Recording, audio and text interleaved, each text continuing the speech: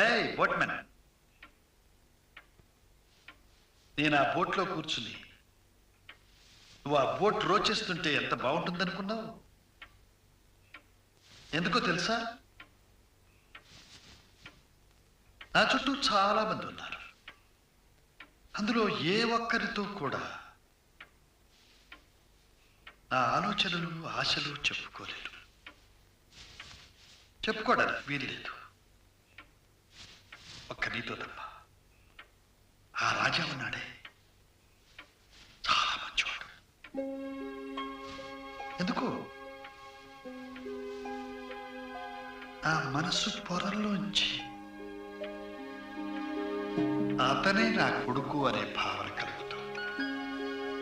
ఒకవేళ కాకపోయినా అతన్ని నా కొడుకుగా అంగీకరించడానికి నాకు ఏ అభ్యంతరం లేదు. నీకు గనక ఊపిరి వచ్చి మాట్లాడగలిగితే నువ్వు ఏమంటావో నేను ఊహించగలను.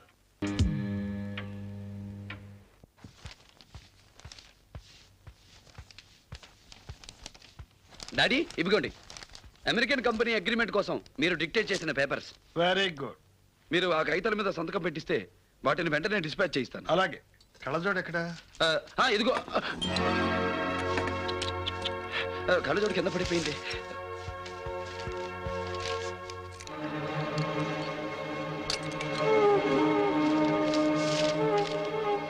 ఏమైంది బాబు? అరే సారీ డాడీ, కళ్ళజోడు పగిలిపోయింది. ఇంటికి వెళ్ళి ఇంకోటి తీసుకొస్తాను. పర్వాలేదులే, నువ్వే కదా. పేపర్లో రాయబు, సంతకం చేస్తాను.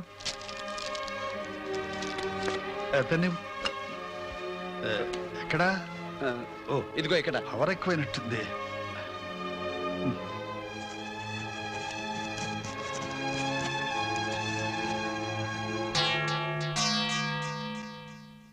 ఏమిటి సార్, మీకు అబ్బాయి ఉన్నాడా? ఎస్, ఉన్నాడు. జమ్మఫ బాయ్. నా ఆస్తిని అతని పేర వ్రాసి వెంటనే రిజిస్ట్రేషన్కి ఏర్పాటు చేయండి. సార్ ఏమిటి అలా చూస్తారు? నేను సీరియస్గా చెప్తున్నాను. అది కాదు సార్. ఏం మాట్లాడకండి, నేను చెప్పినట్టు చేయండి.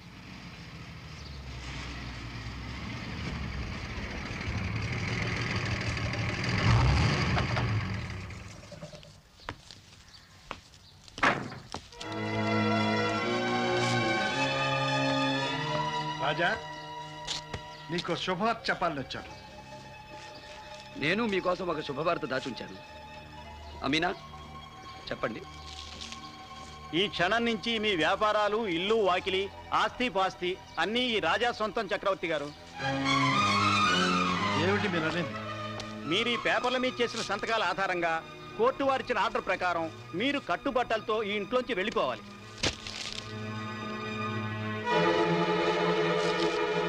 రాజా, ఏమిటిది? ఇదంతా నిజమా?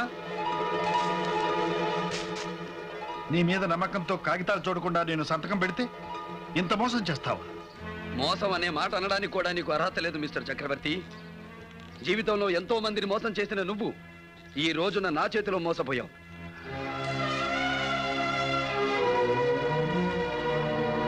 ఆస్తి ఐశ్వర్యం కోసం నువ్వింత నమ్మక ద్రోహం చేయకుండా నన్ను ఒక్క మాట అడిగి ఉంటే నేనే ఇచ్చి ఉండేవాడిని.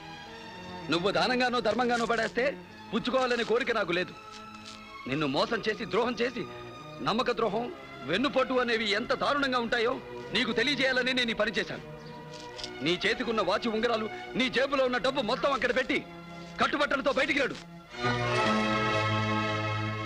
ప్రేమంటే ఏమిటో, మమతంటే ఏమిటో తెలుసుకుని నిన్ను దగ్గరకు తీసుకుందామనుకునే సమయంలో నువ్వు ఇలా చేస్తావనుకోలేదు. నీ దగ్గర నుంచి ప్రేమ, ఆప్యాయత పొందాల్సిన రోజుల్లో అవి నువ్వు నాకు ఇవ్వలేదు. కానీ ఇప్పుడు ఇవ్వడానికి నువ్వు సిద్ధంగా ఉన్నా తీసుకోవడానికి నేను సిద్ధంగా లేను. ఈ శిక్ష నువ్విప్పుడు చేసిన తప్పుకి కాదు మిస్టర్ చక్రవర్తి, 25 ఏళ్ల క్రితం నా తల్లికి చేసిన అన్యాయానికి. ఆ కళ్ళజోడు ఉంచుకో.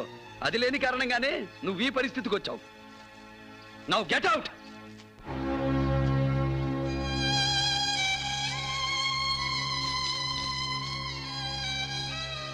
బాబు, నిన్ను చూస్తే జాలేస్తుంది.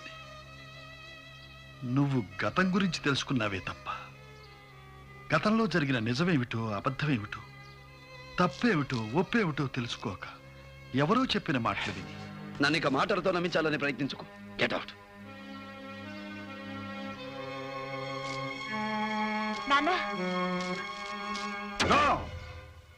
ఆ పేరుతో నన్ను పిలవద్దు. నాన్న అని మరొకసారి పిలిచావంటే నేనేం చేస్తానో నాకు ఇష్టం. అది కాదు నాన్న. ఆస్తి కోసం, ఐశ్వర్యం కోసం మీరందరూ నా చుట్టూ చేరి నన్ను మోసం చేశారు. మీ ముఖం చూస్తేనే నాకు అసహ్యం. నేనే వెళ్ళిపోతాను.